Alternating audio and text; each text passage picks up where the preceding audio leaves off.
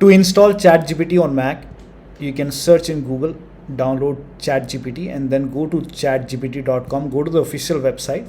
Now over here on this website here, you can see Mac OS. Click on it and let the download complete. Once the download is complete, you can run this file.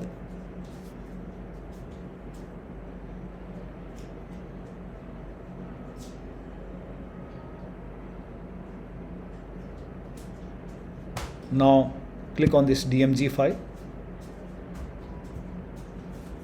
and then over here make a double click, install ChatGPT, make a double click over here, open,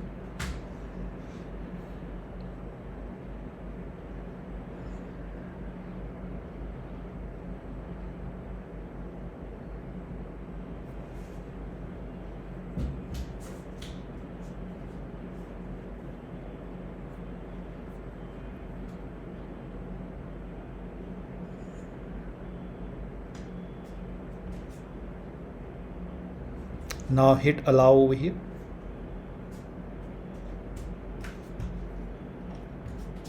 and over here you can see the ChatGPT is installed. Now you can just, if you want to sign in, you can continue to sign in, and then once you sign in, now you can start using ChatGPT.